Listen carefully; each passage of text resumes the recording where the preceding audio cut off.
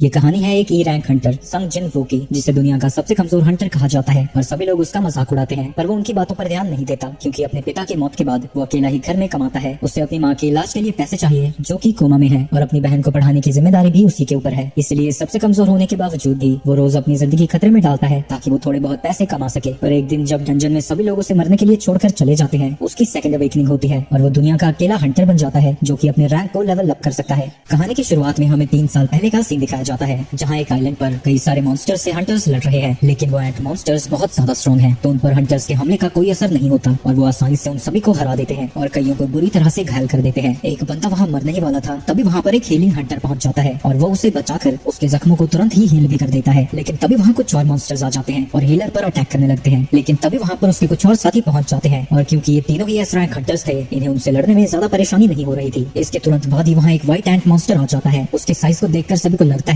कि वो शायद उनका लीडर होगा, जिसके बाद वो दोनों हंटर्स मिलकर उससे लड़ने लगते हैं और बड़ी ही आसानी से उसे भी हरा देते हैं। लेकिन तभी वहाँ बहुत सारे व्हाइट मॉन्स्टर्स आ जाते हैं, जिससे वो समझ जाते हैं कि वो एंट मॉन्स्टर कोई लीडर नहीं था, तो वो दोनों ही अपनी पावर्स को बढ़ाकर उन सभी मॉन्स्टर्स को खत्म कर देते हैं और उनकी भयानक लड़ाई सिटी से भी लोग देख सकते थे। जहाँ ये हंटर जिसका नाम चोई है, वो अपनी हंटर्स की आर्मी के साथ सही समय पर पहुंच जाता है क्योंकि वहाँ सैकड़ों की तादाद में वही एंट मॉन्स्टर्स आ रहे हैं। वो अपने एक ही अटैक से सभी छोटी चींटियों को खत्म कर देता है और वो बड़ी चींटियां आगे बढ़ती रहती हैं, जिनसे लड़ने के लिए बाकी के हंटर्स आगे बढ़ते हैं। इस दुनिया में 10 साल पहले ऐसे पोर्टल्स अपीयर होना शुरू हुए जो कि अलग अलग डायमेंशन से कनेक्ट होते हैं। इन पोर्टल्स के अंदर बहुत सारे मैजिकल बीस्ट और मॉन्स्टर्स होते हैं जिनके ऊपर आम वेपन्स का कोई असर नहीं होता। उन्हें मारने के लिए हंटर्स की जरूरत पड़ती है। हंटर्स वो ह्यूमंस होते हैं जिन्होंने मैजिकल एबिलिटीज को अवेकन किया है। उनकी पावर्स के हिसाब से उन्हें कई रैंक दिए गए हैं, जैसे S, A, B, C, D और E, जिसमें S रैंक सबसे स्ट्रॉन्गेस्ट हंटर्स को दिया जाता है और E सबसे वीकेस्ट। एक बार किसी ह्यूमन की पावर्स अवेकन हो जाती हैं, तो वो चाहे कितनी भी ज्यादा ट्रेनिंग कर ले, वो अपनी पावर्स को नहीं बढ़ा सकता। इसके बाद हम प्रेजेंट का सीन देखते हैं जहाँ काफी सारे हंटर्स एक डंजन रेड के लिए इकट्ठा हो चुके हैं। यहाँ पर संग जिन वो भी पहुंच जाता है। उसे देखकर सभी लोग खुश हो जाते हैं। उसे देखकर सब खुश क्यों हो रहे हैं? वो काफी स्ट्रॉन्ग है क्या? स्ट्रॉन्ग? तुम जानते हो उसका निकनेम क्या है? World weakest Hunter. उसके आने का मतलब ये है कि ये डंजन काफी कमजोर होने वाला है, तो किसी को कोई फिक्र करने की कोई जरूरत नहीं है। चलो ज्यादा नहीं बोलते हैं, कहीं वो सुन ना ले। गधों, मैं तुम्हारी सारी बातें सुन रहा हूँ, इतना चिल्ला चिल्ला के बोल रहे हो तुम लोग। तभी वहाँ पर जो ही पहुंच जाती है, जो उसकी चोट के लिए उसे डांट लगाने लगती है। उसके पूछने पर जिन वो बताता है, मैं असल में एक ई रैंक डंजन में घायल हुआ था, मेरे अलावा बाकी किसी को तो एक खरोच भी नहीं आई। वहाँ कोई हीलर भी नहीं लेके गया था क्योंकि उनके पास एक हाई रैंकर था। एक हाई रैंकर होने का मतलब ये तो नहीं कि वो हीलर नहीं लेके जाएंगे, नहीं कोई बात नहीं, ऐसा इसलिए हुआ था क्योंकि मैं कमजोर हूँ। अब तो मुझे इसकी आदत हो गई है। ये सुन के जो ही कुछ नहीं बोल पाती। आगे सभी लोग रेड पर जाने के लिए तैयार हो जाते हैं। जिनके सामने एक हंटर खड़ा होता है जिसका नाम मिस्टर सॉन्ग है। वो कहता है कि वो इस पार्टी का लीडर बनना चाहता है, किसी को कोई तकलीफ तो नहीं है, पर क्योंकि वो सबसे स्ट्रॉन्ग था, सब उसके लीडर बनने के लिए मान जाते हैं। इसके बाद सभी लोग डंजन के अंदर एक एक करके चले जाते हैं, पर जिन बाहर खड़ा होकर सोच रहा था, ये छोटी सी नाइफ जिसकी मैजिकल एनर्जी भी बहुत कम है, पर मैं अपनी इनकम से यही अफोर्ड कर सकता हूँ। चलो कुछ ना होने से तो कुछ होना बेहतर है। और वो भी पोर्टल के अंदर चला जाता है। कुछ देर बाद वो एक मॉन्स्टर को हरा देता है, जिससे उसे एक माना क्रिस्टल मिलता है। मॉन्स्टर्स को मारने के बाद उनसे माना क्रिस्टल्स और जेम्स गिरते हैं, जिन्हें वो हंटर्स गिल्ड को देकर काफी सारे पैसे कमाते हैं। इन क्रिस्टल्स का यूज करके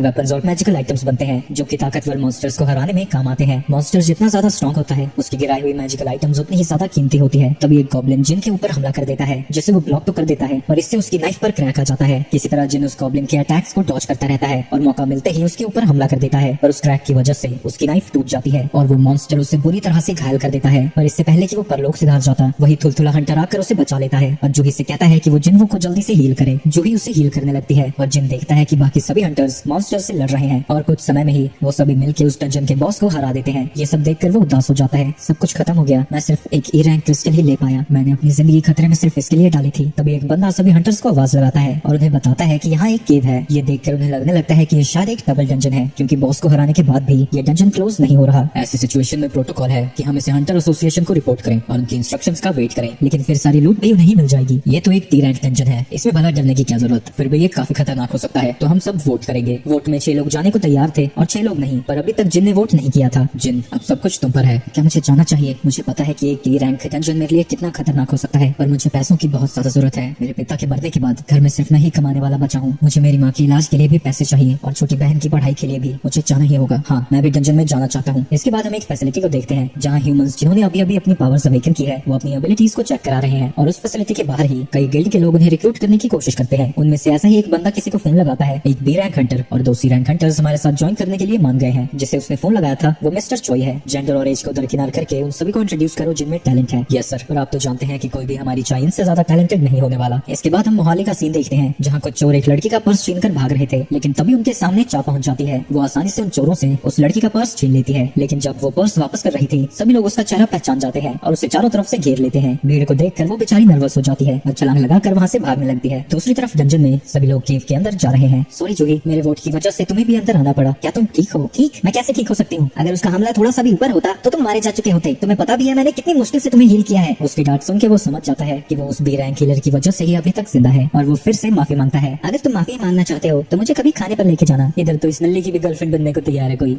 तभी वो सभी लोग एक बड़े से दरवाजे के सामने पहुंच जाते हैं। इतना बड़ा सा दरवाजा मिलना कोई आम बात नहीं है, लेकिन किम कहता है कि अगर वो यहाँ तक आ गए हैं तो वो खाली हाथ नहीं जाने वाले। वहीं दूसरी तरफ सिटी में जो लोग नए नए हंटर्स बने हैं उन्हें हंटर्स एसोसिएशन के प्रेसिडेंट की वीडियो दिखाई जा रही है। ये पोर्टल्स इस दुनिया में 10 साल से भी पहले आई थी, लेकिन अभी भी कई सारी मिस्ट्रीज हैं जो कि हम नहीं जानते। और अगर आप एक हंटर की तरह सर्वाइव करना चाहते हैं तो आपका हर वक्त सावधान रहना बहुत जरूरी है। चाहे आप कितने भी एक्सपीरियंस्ड क्यों ना हो, आप एक ही तरह से सर्वाइव कर सकते हैं और वो है हर वक्त सतर्क रहकर। लेकिन इन झोपड़पट्टी वालों को देखकर लगता है कि ये मेन चीज ही भूल गए हैं, क्योंकि वो एक ऐसे रूम में जा रहे हैं जो कि मिस्टीरियस है, खतरनाक है और कोई भी उसके बारे में कुछ नहीं जानता। अंदर जाके वो देखते हैं कि वो चारों तरफ स्टैचू से घिरे हुए हैं, जिन्हें देखकर लगता है कि वो कई सेंचुरीज पुरानी है और जिन वो वहाँ के सबसे बड़े स्टैचू के सामने खड़ा था। वहीं जूही को इन सब की वजह से घबराहट होने लगती है। सभी लोग सोच में पड़ जाते हैं कि बॉस है कहाँ। वही सॉन्ग जमीन पर देख रहा था जो कि देखने में मैजिक सर्कल जैसा है। तभी उन सभी को एक स्टैचू के पास एक टैबलेट पर कुछ लिखा हुआ दिखता है। उसमें किसी गॉड को वर्शिप करने के लिए कमांडमेंट्स लिखी हुई है, जिन्हें की सॉन्ग पढ़ने लगता है। पहला, भगवान की पूजा करो। दूसरा, भगवान की प्रशंसा करो। और तीसरा, भगवान में विश्वास करो। तभी जिन्वो उससे कहती है कि उसने स्टैचू की आंखों को मूव करता हुआ देखा। वो स्टैचू हमें देख रहा था। जो भी इन बातों को ओबे नहीं करेगा वो इस जगह से कभी बाहर नहीं जा पाएगा। वो जैसे ही इतना पढ़ता है, जिस दरवाजे से वो आए थे वो दरवाजा अचानक से बंद हो जाता है। ये देखकर सभी लोग डर जाते हैं और एक हंटर कहने लगता है कि यही वजह थी कि मैं यहाँ आना नहीं चाहता था। ये सारे ट्रेजर तुम्हें रखो, मैं जा रहा हूँ यहाँ से। वो दरवाजे को धक्का दे ही रहा था, तभी एक स्टैचू उसके ऊपर हमला कर देता है और हम देखते हैं कि उसका सर उसके धड़ से अलग हो चुका था। ये देखकर वहाँ मौजूद सभी हंटर्स की फट जाती है और वो सब लोग डर के मारे चिल्लाने लगते हैं।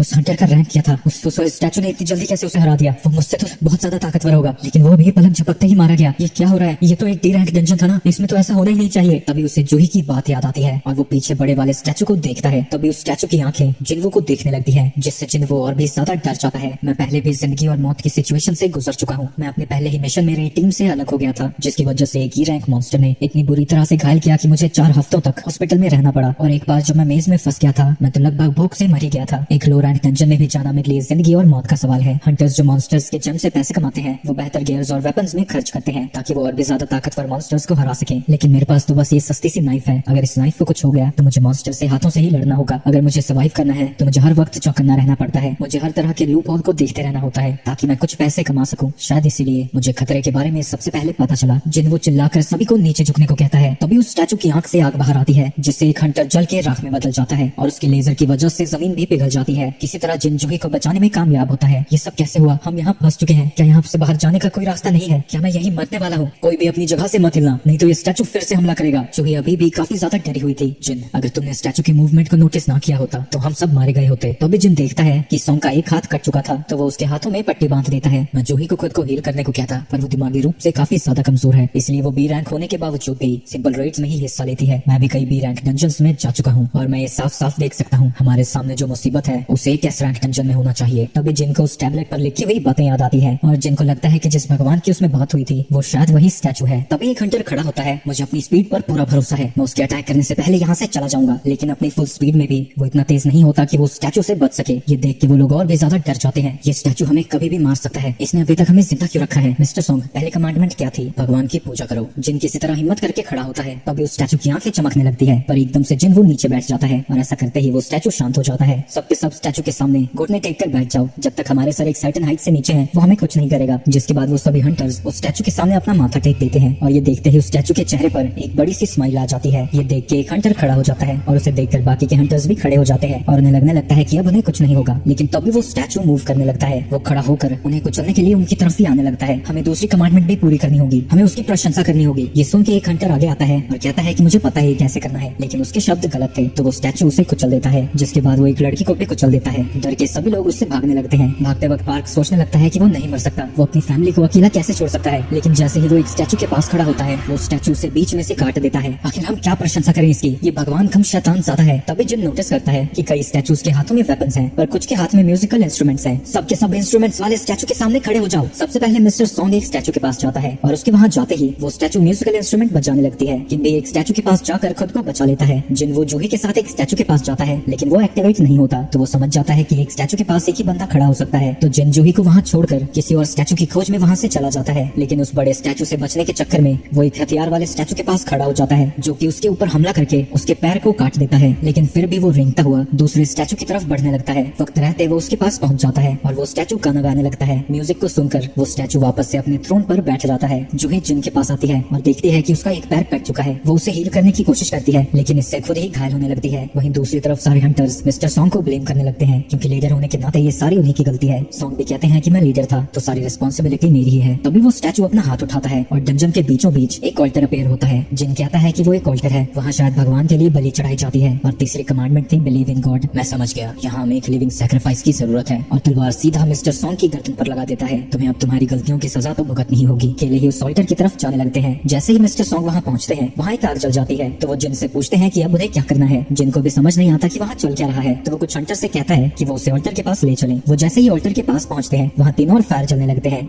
मिस्टर सॉन्ग, अगर हम यहाँ रुक गए तो क्या कोई हमें बचाने यहाँ आएगा? इस डंजन को ओपन हुए आज 7 दिन हो जाएंगे। हमारे रेस्क्यू होने से पहले ये स्टैचू हमें मार डालेंगे। आगे हमें पता चलता है कि अगर कोई पोर्टल 7 दिन तक ओपन रहता है तो उसका बैरियर टूट जाता है और सभी मॉन्स्टर्स इंसानी दुनिया में जा सकते हैं। इसके बाद हम डंजन के बाहर का सीन देखते हैं, जहाँ जिन की बहन उनकी बीमार माँ से मिलने आई थी। उसकी माँ कोमा में है और वो उसे अपने आज के दिन के बारे में बताने लगती है। जिन बाकी के हंटर्स को भी अंदर बुलाता है, जिससे वहाँ 2 और आग चलती है और उनके चारों तरफ एक ब्लू कलर का घेरा भी बन जाता है। ऐसा होते ही जिस दरवाजे से वो अंदर आए थे वो दरवाजा खुल जाता है। वो बाहर जाने के बारे में सोच ही रहे थे, तभी एक ब्लू कलर की फ्लेम बुझ जाती है और उसके ऐसा होते ही सभी स्टैचूज उनकी तरफ बढ़ने लगते हैं। जिन वो देखता है कि जिस पर भी उसकी नजरें होती थी वो स्टैचू चलना बंद कर देता है। तो वो सभी लोगों से कहता है कि वो स्टैचूज को देखते रहें। सभी लोग ऐसा ही करते हैं, लेकिन एक लड़की बहुत ज्यादा डर जाती है और वो डर के मारे दरवाजे से बाहर चली जाती है। उसके जाते ही एक फ्लेम बुझ जाती है, जिससे वो दरवाजा थोड़ा सा बंद हो जाता है। जिन इन सारी चीजों को समझने की कोशिश करने लगता है, लेकिन तभी जिस हंटर ने उसे पकड़ा हुआ था वो भी दौड़ के वहाँ से बाहर चला जाता है। सभी लोग यहीं रुके रहो, ये ब्लू वाली फ्लेम्स टाइम के साथ बुझ रही हैं। शायद वो गॉड हमारा टेस्ट ले रहा है। अगर सभी फ्लेम्स को बुझने तक हम यहाँ रुक गए तो शायद हम सब यहाँ से जा सके। लेकिन किम, ऐसा भी तो हो सकता है कि फ्लेम्स के बुझते ही वो स्टैचू हमें मार दे। मुझे नहीं लगा था कि तुम्हारे जैसा हंटर हमारे लिए इतना यूजफुल होगा, पर मैं तुम्हारी मदद के लिए तुम्हारा शुक्रिया अदा करता हूँ। मुझे माफ कर दो जिन। जिसके बाद वो भी वहाँ से भाग जाता है। अब वहाँ सिर्फ 3 लोग ही बचे थे। सॉन्ग जिन और जूही को यहाँ से जाने को कहता है, तब तक वो उन्हें देखता रहेगा। लेकिन इतना माना यूज करने की वजह से जूही के पैर काम करना बंद कर देते हैं। तो जिन सॉन्ग से कहता है कि वो जूही को लेकर यहाँ से चले जाएं। मेरा पैर तो वैसे ही कट चुका है, मैं कुछ नहीं कर पाऊंगा। जूही उससे छोड़कर नहीं जाना चाहती। तभी वो उसे अपना क्रिस्टल देता है। मुझे माफ करना, मैं तुम्हें डिनर पर तो नहीं ले जा पाया, पर इससे खुद के लिए कुछ खरीद लेना। जब मैं बाहर आऊंगा तो मुझे पैसे वापस कर देना। तभी सॉन्ग उसके गर्दन पर हमला करके जूही को बेहोश कर देता है और उसके साथ दरवाजे के बाहर चला जाता है। शुक्र है सिर्फ मैं ही मरने वाला हूँ। मुझे और इंश्योरेंस खरीद लेना चाहिए था, इससे मेरी फैमिली की और मदद हो जाती। वो एक तलवार उठा लेता है, तो में से कोई ना कोई मेरे साथ तो जरूर आएगा। लेकिन भला वो इतने बड़े स्टैचूज के सामने क्या कर सकता था? वो स्टैचू उसे बुरी तरह से मारने लगते हैं, जिससे उसका एक हाथ भी कट जाता है। वो स्टैचूज उसके ऊपर हमला करते रहते हैं। ये सब क्या हो रहा है? ये सब मेरे साथ ही क्यों हो रहा है? मैं भी स्ट्रॉन्ग बनना चाहता था,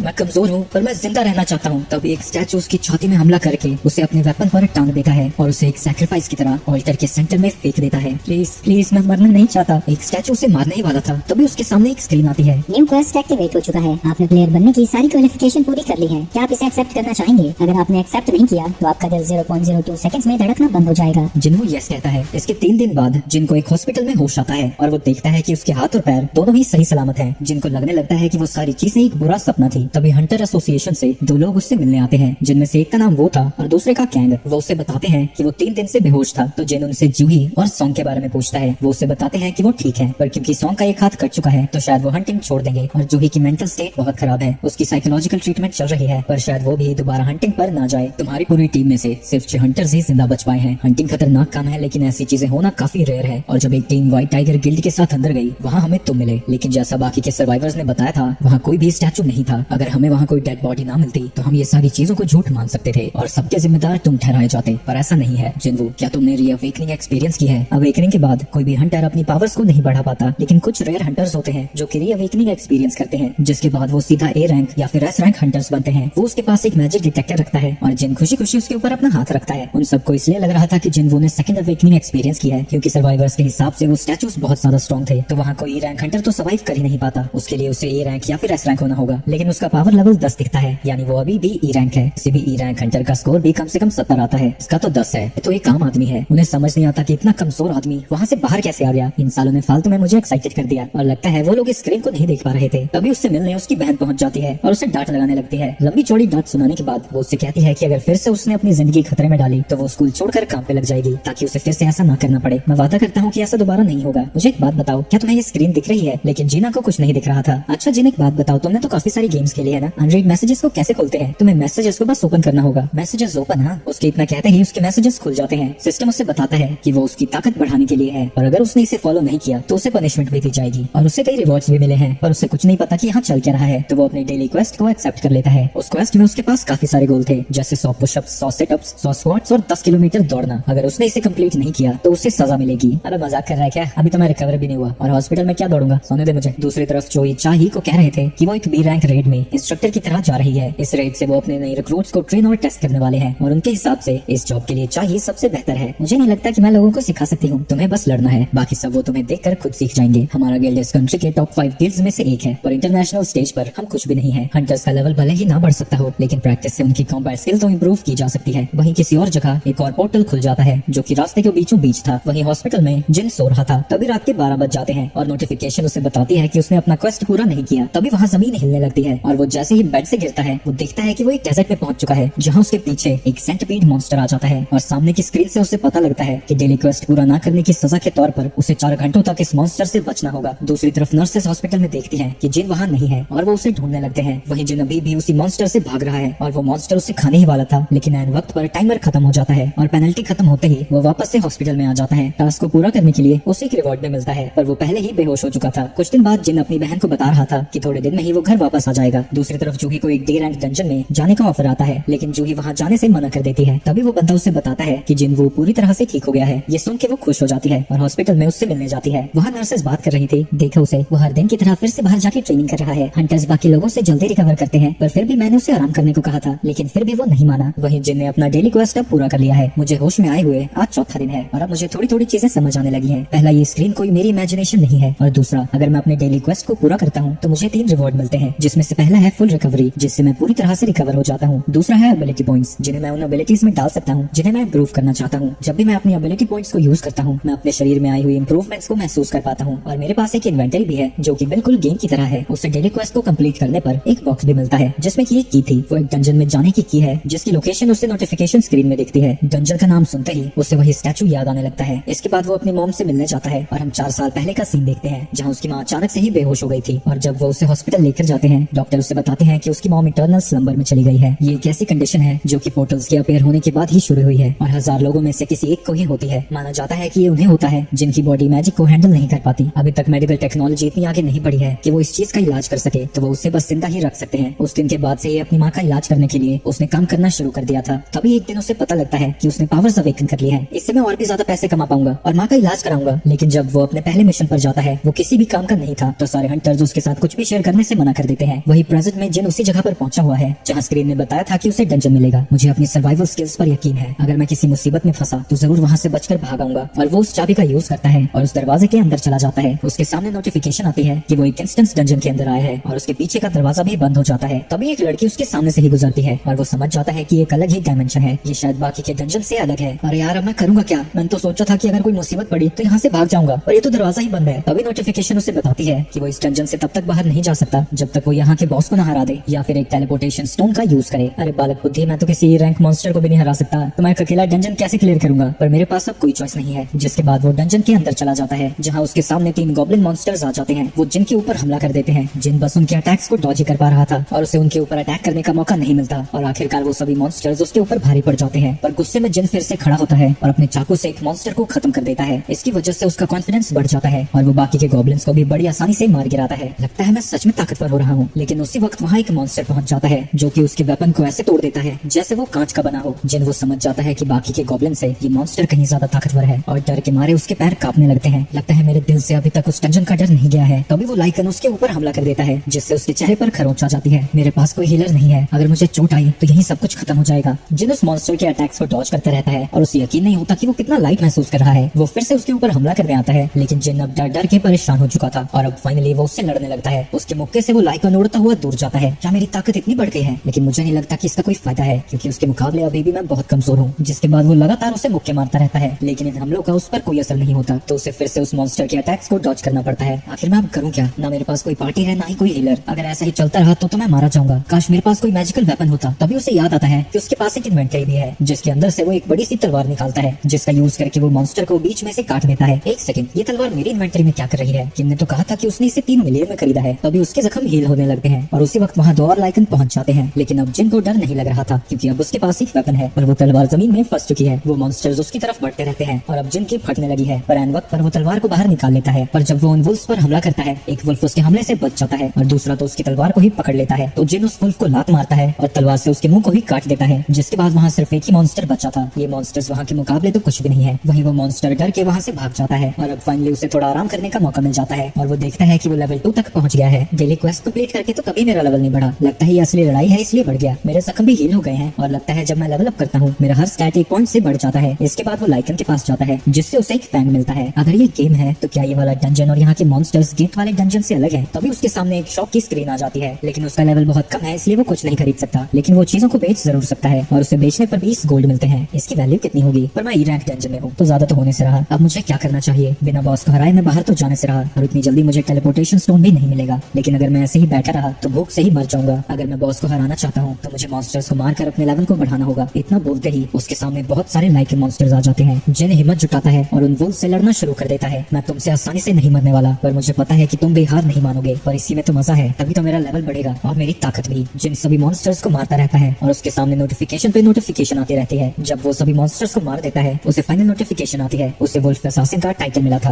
वहीं बाहर कुछ लोग एक पोर्टल के सामने से गुजरते हैं और उन्हें समझ नहीं आता कि अभी तक हंटर्स इसे बंद क्यों नहीं कर पाए। वहीं जिन नोटिस करता है कि लड़ते लड़ते उसकी स्वॉर्ड अब टूटने लगी है, तभी उसे एक नोटिफिकेशन आती है जो उसे बताती है कि एक वुल्फ असैसिन बनने से उसके क्या फायदे हैं। जब वो किसी एनिमल टाइप मॉन्स्टर से लड़ेगा उसकी सारी एबिलिटीज 40% से बढ़ जाएंगी और जब वो अपनी इन्वेंटरी चेक करता है उसे कई सारे फैंस और क्लोक भी दिखता है। पर सबसे अच्छी बात यह है कि अब उसे टेलीपोर्टेशन स्टोन मिल चुका है। क्या मुझे इसे यूज करना चाहिए? पर अगर मैं बाहर चला गया तो शायद मुझे दोबारा इतनी आसानी से स्ट्रॉन्ग बनने का मौका ना मिले। पता नहीं बाहर जाने के बाद इस डंजन का क्या होगा। आखिर में जिन डिसाइड करता है कि वो आगे बढ़ता रहेगा। दूसरी तरफ जूही को हंटर एसोसिएशन से एक कॉल आती है। उससे पास में ही एक डंजन ब्रेक के बारे में बताया जाता है और मदद के लिए वहाँ बुलाते हैं। जूही को गिल्टी फील होता है क्योंकि उसने पहले उन्हें मना कर दिया था और वो सोचती है कि जिन वो जब इतनी मेहनत कर रहा है तो उसे भी कुछ तो करना ही होगा और वो मदद के लिए हाँ कर देती है। दूसरी तरफ जिन डंजन के मॉन्स्टर्स को मारता जा रहा था। जब भी मेरा लेवल अप होता है मेरे लिए मॉन्स्टर से लड़ना आसान हो जाता है और साथ ही उनके नाम का कलर भी चेंज हो जाता है। व्हाइट कलर का मतलब है कि वो मुझसे कमजोर है, अगर वो ऑरेंज कलर का है यानी वो मेरे जितना ही ताकतवर है, लेकिन अगर उनका कलर रेड है तो वो मुझसे कहीं ज्यादा ताकतवर है। पहले इन वुल्फ्स का कलर भी रेड था लेकिन अब वो व्हाइट हो चुका है, यानी मैं पहले से काफी ताकतवर हूँ। पर मेरी इंप्रूव्ड परसेप्शन से मुझे पता लग रहा है कि नीचे वाला मॉन्स्टर बहुत भयानक होने वाला है। उसकी तलवार लगभग टूट गई है और अब उसका लेवल भी यहाँ नहीं बढ़ रहा, पर उसके यहाँ आने का गोल ही स्ट्रॉन्ग बनना है। तो वो स्टेज से नीचे उतर जाता है। जैसे ही वो नीचे पहुंचता है बिजली की तेजी से कोई उसके ऊपर हमला कर देता है। उसे रिएक्ट करने का भी मौका नहीं मिलता, इससे उसकी तलवार भी बीच में से टूट जाती है और उसके सामने एक सर्पेंट मॉन्स्टर आता है। इतना लेवल अप करने के बाद भी